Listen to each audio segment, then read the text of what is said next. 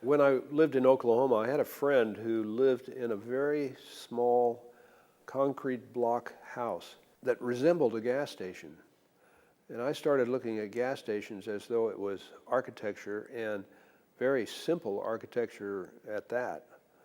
And some gas stations were made by, they were prefabricated and made of metal panels that were just literally put together and bolted together. And so I began to see it as a beautiful form of architecture, and I could even see myself living in something like this, you know, and making this my home. I like the idea of a canopy that goes out like this over the top. I'd be able to park my car underneath that, go inside. So it had great opportunity to it. I could see myself doing that. And so the gas station module or design characteristic had a great appeal to me. All art comes out of other art. And so I'm not sure where I see my work coming out of, but I'm sure it does. It comes out of things that were made before it. And so for that reason, I was influenced by photographers, especially. Robert Frank, I saw his book called The Americans. This was like in 1958 or something like that. And so I looked at this book, and I just saw a new take on America. And I could see that it was done by somebody who was not American. Robert Frank was from Switzerland, and he came to America and saw America like, he saw a new form of America that we didn't see over here. So he really brought something important to the table. And other people at the same time, like Walker Evans, I began to see his work too, and his was more a cultural connection to me because I grew up in the South or Southwest, and he documented that so well. So these photographers actually had a great effect on me. I was about 18 years old and felt like I needed to travel a bit in America, and the idea of going to California was an epic kind of choice and vacation. I had an idea in mind to go to art school in Los Angeles, maybe even learn how to be a sign painter. I started out painting signs, and and then I discovered that getting there was half the fun, or maybe more than half the fun. So I took a camera with me on this trip with a friend of mine, Mason Williams, who I went to school with. We drove to California in 2 or 3 days, and I began to see gas stations as necessary stopovers. And I thought that I'd just record this and started taking pictures of these gas stations. On one hand, I felt like that maybe I was being almost like a reporter, somebody that would go out into the world, get this information, bring it back to, in my case, the city, Los Angeles, and make something of this and produce something that is a series of facts.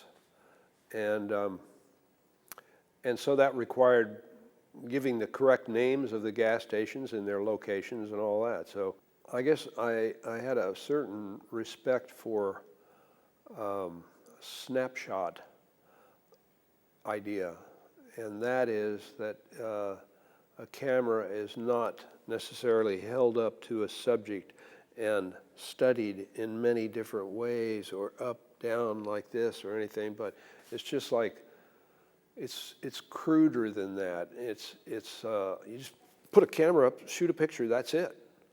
And so most of these gas stations, I only took one picture, and I saw a value in the snapshot of the very simple, rudimentary idea of just holding a camera up and snapping it and moving on.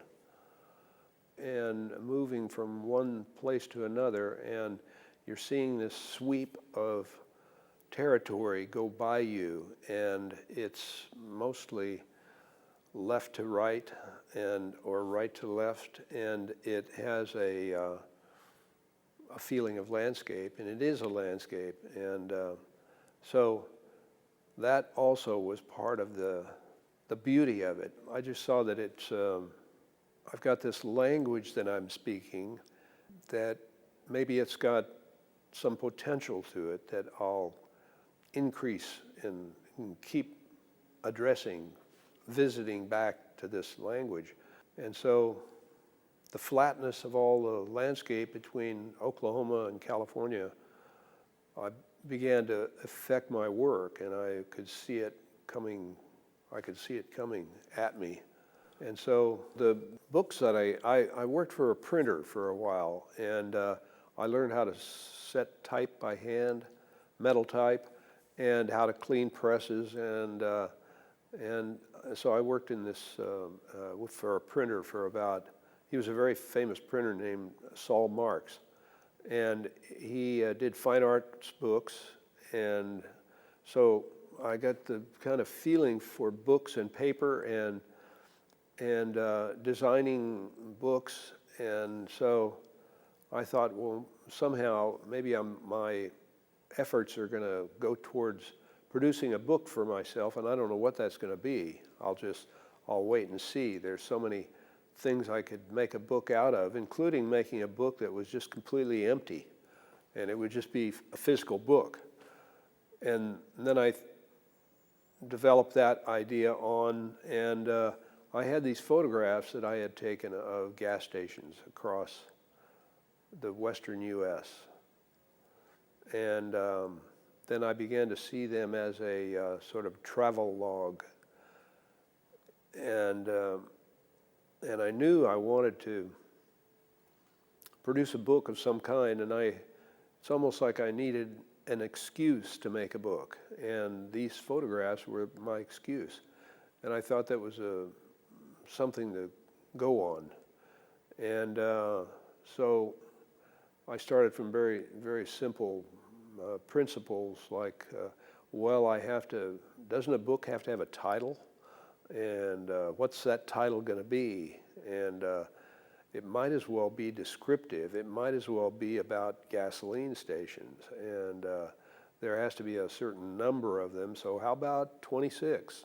Maybe not 25, maybe not 27. How about 26? And I think I had the title even before I had the book in mind. Sounds like I'm making it backwards. But so it all began to work that way, and then I saw this printing through. I found a good printer in Los Angeles, and I saw the entire thing through, designing it, seeing it printed, getting these books. I think I printed 400 of them, and they were stacked up like this, you know. It was an exciting thing. It was like you would make a piece of sculpture or a painting or a product of some kind.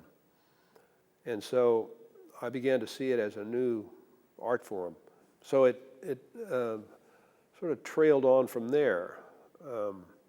I also had influences from other cultures, like writers, and I read this book called On the Road by Jack Kerouac, and I felt like the mania for traveling and getting out on the road, the excitement of not knowing what's ahead of you, but having some stabbing at this culture, this this strange land that we're in had some legitimate territory to get into and explore and make something of, I'd say that's more or less what got me going. And I had along the way, met people who wanted to make books, and they had ideas about books, but they were stymied. They were limited by not knowing a publisher. And then I thought, why do I need a publisher? All I need is them $500 to publish this book. And so I'll be my own publisher, and the latitude is wide open. It's all the mistakes, if there are any, were being made completely by myself. And whatever I achieve with this thing will be something that is all came out of me, and I didn't have to work with anyone else. So it was a totally open, free kind of endeavor. After making the first one, I thought, well, this is, I always looked at it as though it were like kissed by angels. You know, it's something that I saw that it was set aside from other traditional forms of art making. And so I thought, well, now that this is done, I don't want to abandon this creature that I brought to the world, and so I'll make another one. And I looked at this as though it was an opportunity to see a different vision. And so each one of these books that I did felt like one was a question, the next one was an answer, and a question and answer, or something like that. I mean, there was a continuity to it that I didn't think too much about, but I found myself adhering to. I could see that the books had a storytelling principle to them, and it was a very simple concept that I felt like I should follow, and it was that just kind of moved me along. Some people make sculpture, some people make paintings, some people make drawings, and this is just another medium, and I found the medium to be a challenging one. What really caught my attention was handmade signs that were unprofessional and crude and kind of ugly, and I would see that on the road. You would see that at farms where farmers would be selling products, you know, their vegetables or fruit and that sort of thing. So I saw some kind of new reality in that somehow that's going to affect what would become finally fine art. And so signs and all that they bring to us are, you know, they're a bunch of graphics, and they're a bunch of letters that have funny shapes to them, and all these funny shapes are brought together in a single line that eventually begins to mean something. And I mean, it's a simple way to look at it, but so signs and the painting of signs seem to have greater glory and lots of potential for making expressions. And I arrived in LA, which I found to be a very accelerated culture, fast pace, much different than where I came from in Oklahoma. Oklahoma was very slow and simple, and Los Angeles was fast and complicated. It also was very swanky, and so it had a a very almost narcotic effect on me. I started seeing Los Angeles as a new frontier. And I had a studio in the mid-1960s on Western Avenue in Hollywood. And every day I'd see the Hollywood sign up in the hills. And I used that Hollywood sign as a kind of weather indicator.